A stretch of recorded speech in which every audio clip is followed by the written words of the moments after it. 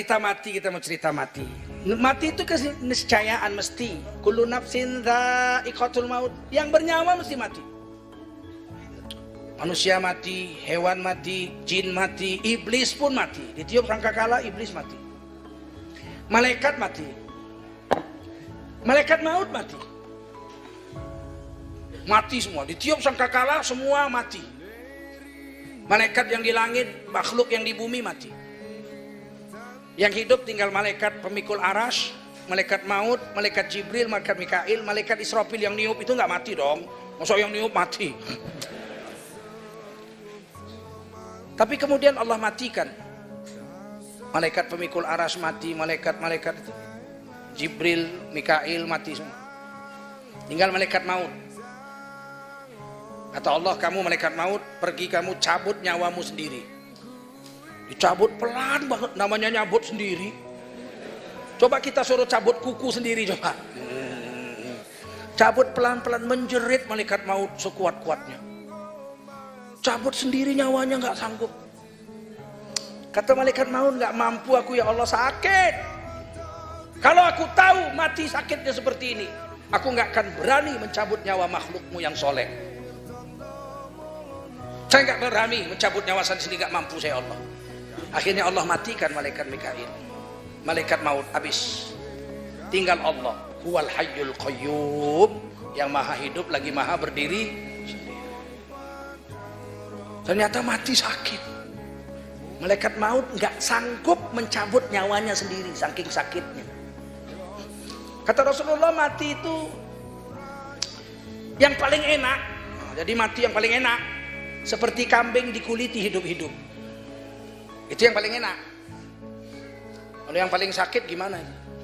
Yang paling enak mati seperti kambing dikulitin hidup-hidup.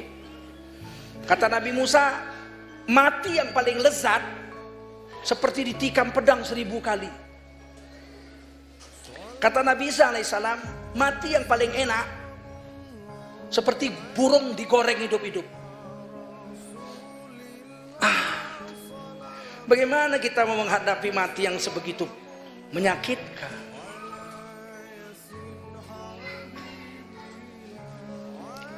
Tapi Rasulullah bersabda dalam hadis lain, wa yakhruju ruhul mu'min min jasadihi kama yakhruju sya'ru minal ajid.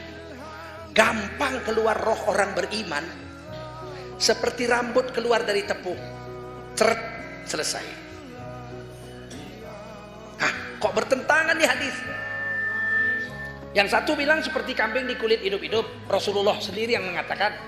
Tapi Rasulullah mengatakan lagi, orang beriman mati rambut seperti rambut keluar dari tepung. Selesai, tidak terasa sakit. Loh, kok bertentangan ini hadis?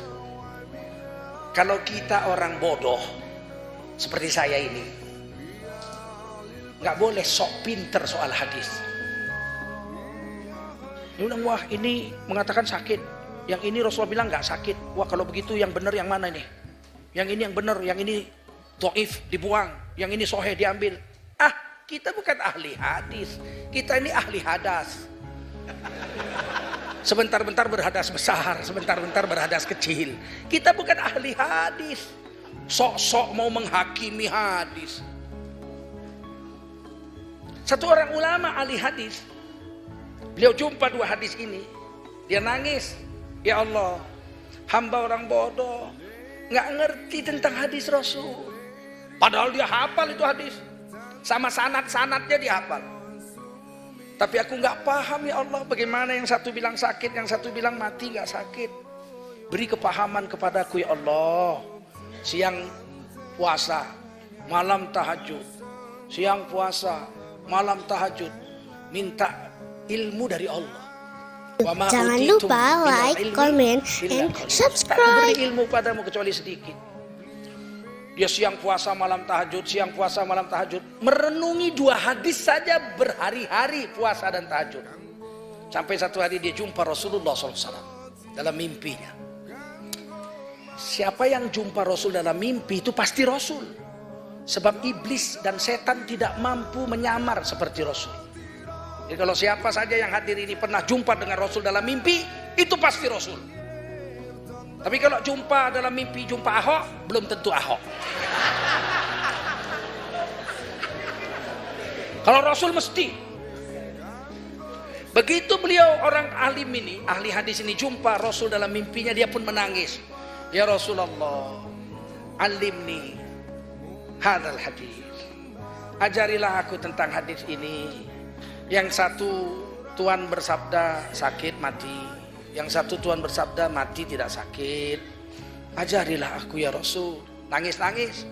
Rasulullah bilang, coba kamu baca dalam surah Yusuf.